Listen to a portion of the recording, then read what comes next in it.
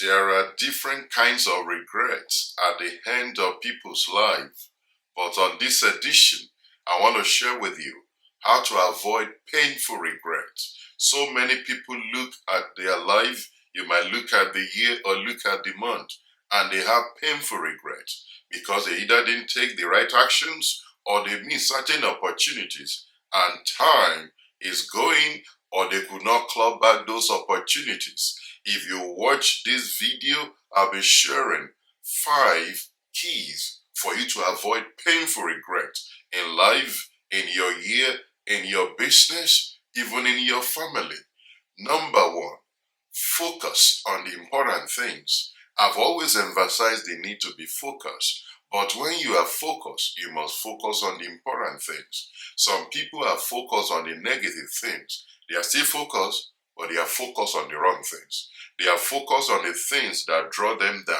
They are focused on the things that, evoke negative energy, things that makes them to make mistakes or to be hungry where they should be networking or to avoid people where they should be reaching out. So focus on the important things. What are the important things? The important things are the things that adds value to you, that makes you to move forward, that enables you to challenge yourself or learn new things. You are focusing on the important things. Focus on things that advances your business. Don't focus on people who are either, playing a myopic or short-sighted game. Focus on people who are breaking the boundaries, who are expanding further. That is the way to avoid regret, and that is one of the keys you must focus on in this year as you move forward. Number 2, drop the blame game. There's enough blame to go round. You can blame your driver, you can blame your children, you can blame your family, you can blame the economy, you can blame the weather, you can blame your age, you can blame your family, you can blame your color, you can blame your background. There's always enough blame to go around. You know one thing people don't do? They don't blame themselves. And I'm not suggesting that you should blame yourself. I'm saying drop the blame game completely. You see, if you made mistakes or you lost opportunities, learn from them. Don't make it a place of reference. Don't go on year. I've met people for a sequence of 5 years and they are repeating the same blame, the same narrative, the same things they said for 5 years. And I saw it as though their life was just on a pause. It seems not to have changed for those 5 years, and they kept repeating the same thing. Until you drop the blame game, you might not be able to move forward because you are making those situations the reasons why you are having the result you are having. You are the one that is responsible for the outcomes of your life. Whether you were either invited into a business, you lost money, or somebody invited you to a journey and you lost things, it was your decision to get on it in the first place. You can't continue to blame people and think it was their fault you had those outcomes. You are responsible for the outcomes of your life. You can't blame the government because that the same government you think was cruel, some other people are still thriving. You can't blame your marriage because it was your choice to either be involved with that person. So drop the blame game. You can reflect on your past and make it a learning place, not a place of residence. So drop the blame game in this year and as you move forward. Number 3, do whatever it takes to succeed. You see, everyone prepares for an exam. People that fail, it's not that they don't know anything. It's just that they don't know enough. But you must do whatever it takes to succeed. I remember many years ago, a friend was sharing how he had to escape under a military government in the mid-90s to travel to a different country, escaping the jungle to go and write an exam. And he failed the exam.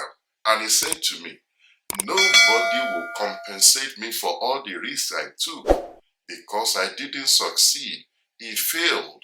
If he had succeeded at that exam, maybe the outcomes of what he's experiencing in his career or business will be different now. But he said he was never going to be compensated despite all the risk he took because he failed. If you don't succeed in your venture, nobody will pay attention to the risks and the struggles and the pains you have endured. That's why you must do whatever it takes to succeed. You can't claim to have waited enough, but you didn't wait till the change happened, or you didn't have the staying power in that business, in that investment. Some people, they either sold too early before the major parabolic move. Some could not take the pain of, avoiding immediate gratification for them to be able to really get to the zenith of their career. It's the ability, what John Maxwell called the staying power, for you to remain at your game in your industry, in your investment, in your business, till you turn it around, till you become one of the A-listers of one top 1% in that industry. Do whatever it takes to succeed. Everyone tries, but it's only the people that succeeded that write the history. It's the same thing in the case of war. It's the people that won that write the history. So if you want to write history, do whatever it takes to succeed in that industry. Number 4, challenge your own assumptions. Stop living in a cocoon of comfort of you are the alpha and omega in that space. Challenge your own assumptions. Challenge those theories by which you have governed your own life. Challenge those assumptions of what other people have told you that you have lived by over the years. It's not a question of whether you abandoned your values or your principles, but challenge those assumptions. Is that the only way you could do it? Is there other ways to engage that? And that takes me to number 5. There is a better way to do whatever you are doing. Every time you come up with a method, just know there's a better way to do that thing than you're doing. Every time you have a good outcome, ask yourself, there's a better way to improve on this. There's something to improve on this.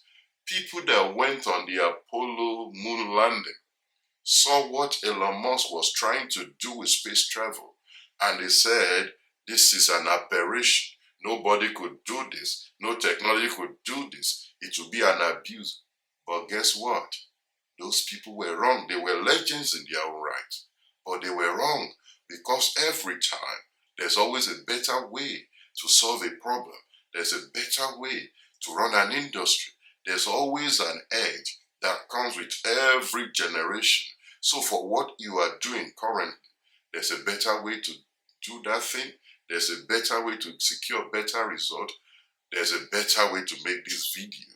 There's a better way to always do whatever you are doing. Be open to that. Don't be resistant to change.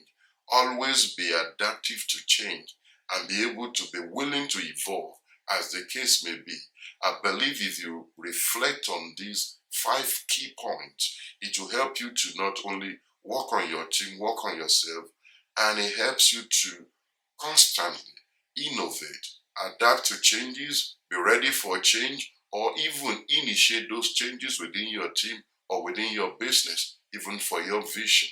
Please share this material with your loved ones, with people in your team, and there are more materials on this platform. There will be a link on this side for you to subscribe. Share this, and I'll see you on the next edition of Stream. Be blessed, and bye for now.